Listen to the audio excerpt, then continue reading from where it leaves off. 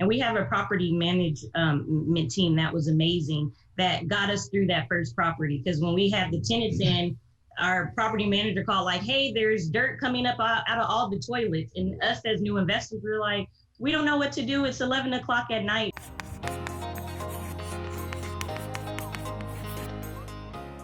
So let's talk about, you got that HELOC. Tell me about how you found the first deal and what some of the numbers look like on that very first one. Yeah, so the first deal, it wasn't the best deal. So we worked with a realtor, and we were pretty much, like I said, He was great. New to the game. Yeah, our realtor. He's also an investor. Yeah, so that helped. Investor. But majority of the homes that we were seeing were on the MLS. And so, you hear the stories, you can't, don't buy them on the MLS. Don't look for investment properties on the MLS. But so we purchased our first property on the MLS, and it had already been a flip job.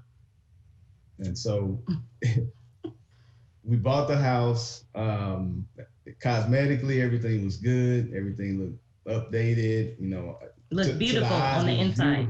But you walk in and it kind of takes your breath away, that like kind of curb appeal type stuff. Yeah, it was the house. But as soon as we signed off on the papers, we didn't realize that the people that had the house before we did a bad flip job on it. So we ended up having to spend a lot of money on that house after we purchased it. We had pipes that busted, galvanized pipes. HVAC went out. It was a nightmare. Almost anything you can think of went wrong before we could even put any tenants in the house. So that was our first pickup. It was an MLS house that we worked with our realtor. And it was 165, and the ARV was 165. Yes. So you can tell, that was, none of our other deals are like that. We've learned from that deal, but it was worth 165, and we paid 165 for it. Then you put the repairs into it above and beyond that, I guess, after you bought it. Yeah. But if I remember right, though, you, just because we did a little written interview ahead of time that people can check out at the blog and the link in the show notes, but y'all also rented it for about $1,650 or $1,695. Is that right? Yeah. Yeah. So with it being the little monster that it was, it's actually like one of our safest pickups. We cash flowing almost the most with that property. Yeah, and there's some, there's so many things to say there. But I remember one of my mentors, John Schaub, saying that the best deal he ever bought, he paid retail for. He bought it off the MLS. And the only reason it was the best deal is because he bought it in a good location and he never sold it. Like, he just kept it. And so like, sometimes I think I had this problem too. I get kind of wrapped up in the analysis paralysis and say, I got to find this great deal. But, on your first deal, you don't want to get hurt. But y'all got a long-term mortgage. It cash flows. I mean, y'all made some mistakes, but I made so many mistakes too. It's like, but y'all got in the game. So I'm wondering, did that teach you some lessons or give you some confidence that allowed you to then kind of catapult that to the next deal and the next deal and the next deal? Yes, it taught us to do your due diligence, because we got an inspection done, but we should have gotten, looked at even more, because the house was a 1950. So we should have maybe did like the pipe leak test. We know about that now, but just certain things we should have been more detailed and checked those big ticket items out thoroughly. And we didn't. We just went through the inspection. He was like, it's good to go, but now, bring someone that's an expert in plumbing or HVAC. So really doing your due diligence. We didn't have like a checklist, and we love your checklist, Coach, as far as, things that you need to check off before you close on a property, and checking off those items is really, really important. So that was a big thing. And then buying right. So even though we're cash flowing well, we knew, we want to make sure when we purchase a property, we have equity in the house, because with the house that we got, even though we cash flow well, it's not a lot of exit strategies on that. Like, we can't, go and sell it.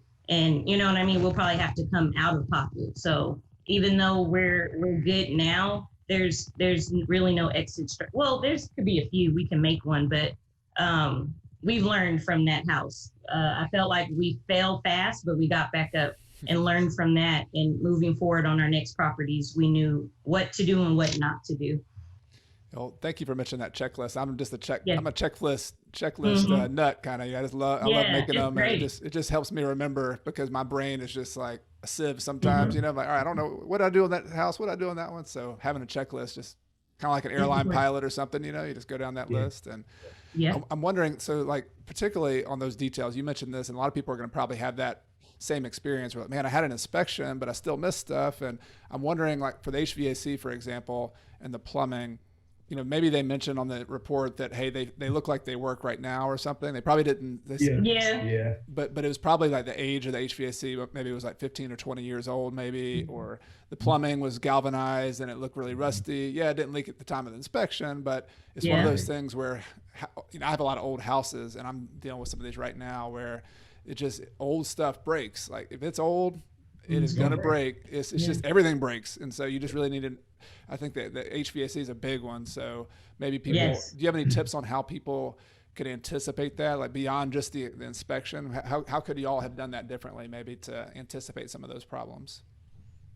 Well, now, of course, when we go to a house, we bring our contractor with us. Okay. We either bring Mhm. our contractor with us, or he goes out for us and lets us know, hey, this you got to replace his HVAC. And so when he tells us that now, we listen. Yeah. We don't wait because we rather deal with the problems before we start putting tenants in. That way it's less stressful that way. It costs more up front, but it's less stress on the back end. You don't have to deal with the tenants complaining, or if the tenants have to be displaced or anything like that. So now we go full throttle when our contractor walks it. If he says this is bad, then we just go right in and get it taken care of. And another thing I would say is having a really good team. Like we have an amazing contractor. He graduated from Clemson.